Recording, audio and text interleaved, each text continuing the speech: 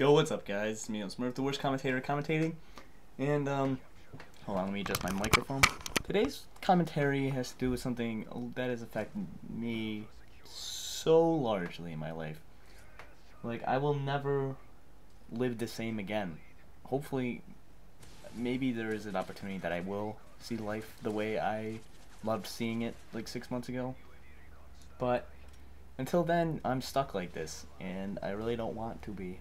The topic I am talking about is depersonalization.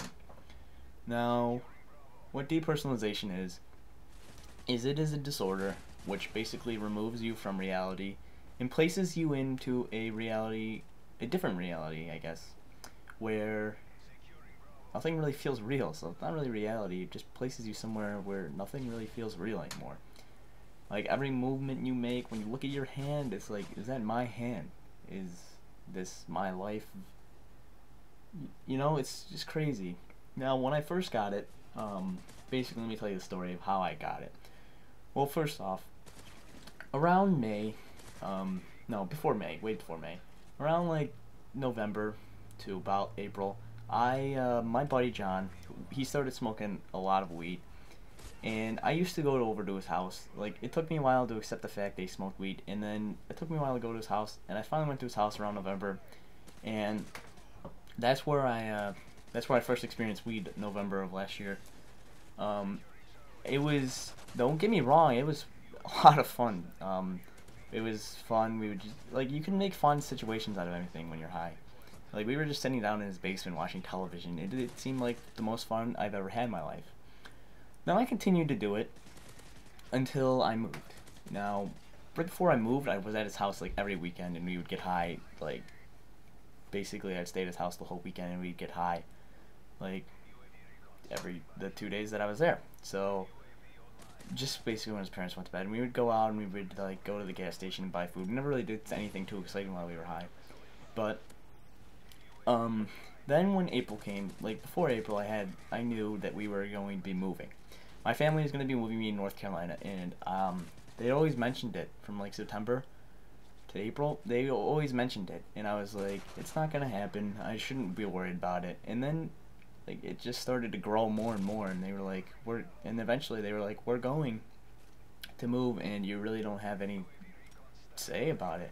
We're going to move to North Carolina. You're going to see how you like it, and if you like it, then we'll stay, and there's no guarantees that we'll have to stay for too long. Well, they never really said that. They said that we might end up staying there for my rest of my high school career. No, I went to high school there. Oh, I skipped forward a little bit. Now let me continue from there. We moved there. We got there and stuff. I started feeling a little bit different, like, after a week of getting there. Then I enrolled in school. In school, there was not much pressure actually at all. But I would get panic attacks because I was, in my first period, I did not know anybody. So I would freak out, and I would sit there, and I would just be like, I gotta get out of my chair, I gotta go, I gotta call my mom. But I wouldn't say anything like that. I would just say that stuff in my head. And I would text my mom sometimes during class being like, you gotta get me out of here, I'm having a panic attack. And my panic attacks just got worse and worse and worse. To the point where one day, I remember it so well. My mom left, and she told me that I had to get the pizza out of the oven in like 20 minutes, and she was leaving. And I went to my room, and I was like, okay, Mom, and I was like, moving my head around, putting my hand on my head, stuff that you do when you get a panic attack. And I went into my room, and I sat down, and all of a sudden, everything just started spinning and stuff, and I went into my mom's room, and I laid on the bed, and I started playing Tiny Wings. If you guys know what that is, the game has so many memories, and it helped me get through a lot. I know it sounds weird, but Tiny Wings actually helped me so much. And, well, basically I laid down, and I was freaking out. I was like, I gotta call my mom, I gotta tell her what's going on. But then I realized, like, she's away from right now, and I don't want her to get mad. And I forgot to take the pizza out of the oven. I ended up falling asleep, and I woke up, and I looked in my hand. I remember this. I looked in my hand, and I was like, am I awake right now? I was so freaked out. My mom walked in the house. She's like, Tommy, you forgot to take the pizza out of the oven, and she told me to come in the other room. Now, at that time, I was locked up in my room so much. At that time, I got depersonalization. We lived there for about 4 weeks, so a month. And I was locked in my room so much that all I really did was stare at a screen all day. So I guess that kind of tweaked my reality, the fact that all I did when I got home was play Call of Duty. I don't know if that had anything to affect it, but I would just stay bunched up in my room all day, and I never really went into my living room because it was too bright. I know that sounds really weird, but I was kind of like a hermit, and the living room was always too bright for me to go into. So I never really went in there, and then my mom called me in there with my newly found depersonalization, with all the light shining in, because it was still like, I think it was like 5 o'clock, and it was during the summer, so it was still light out during that time.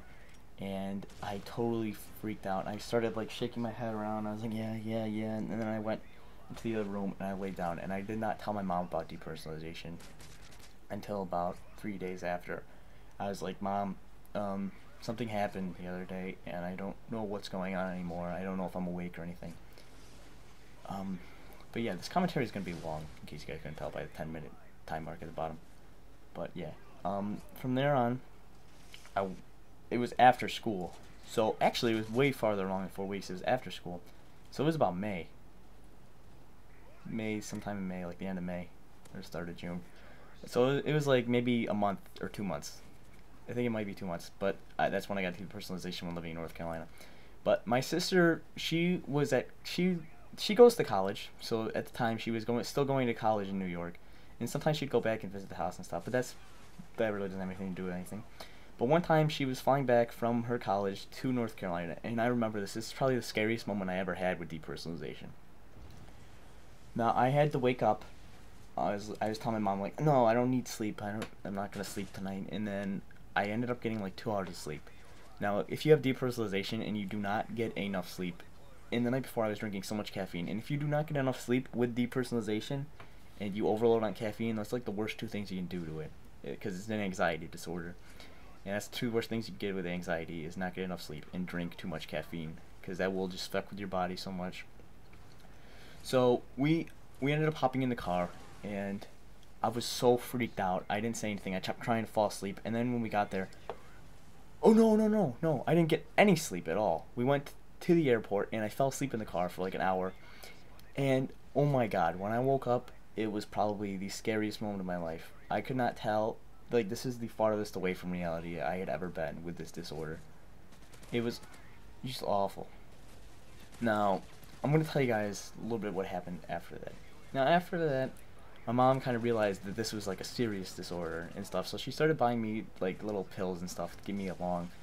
Not like drugs or anything, just like herbal remedies like St. John's wort and stuff like that. They never really did too much. I guess they might have helped some, but eventually, you know, it just started being an everyday thing. And, you know, at times it would get really bad. It would just get awful, actually. And I would just be like, I don't want to live anymore. Sometimes when my mom would be gone, I would walk around the house and I would look in the mirror, like shaking my head, like I told you guys before. That's what I do when I get panic attacks. I like put my hand on my head and just look down and stuff like that. And I would just eventually end up doing that around the house, and I would stop once in a while, look in the mirror and say, you know, it'd be so much easier right now if I could just kill myself and get this over with. Now, that was so scary to myself, saying that, like, it seemed like such an option at the time, and that's what scared me so much then, is that I would look in the mirror and I would say, I want to kill myself. No, that didn't last for too long, thank God, because eventually I got news from my mom that she said she wanted to move back, because I had depersonalization. Oh, my mom figured out I smoked weed, and big thing that, but not too big.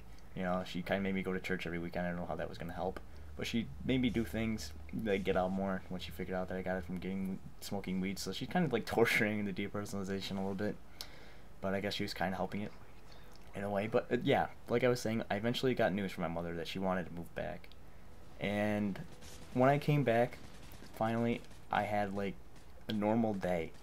Like when I moved back, I went over to my friend Tanner's house, and I went and I swam in his pool, and it was during the nighttime, and I felt so normal. Like, I felt like my depersonalization was gone. And, of course, it came back to hit me a little bit harder, like, when I went to school. Now, actually, I'm going to have to start wrapping up this commentary here. So, if you guys want to hear part 2 about this, I don't know if I could really carry over, make you, like, a 5-minute commentary part 2.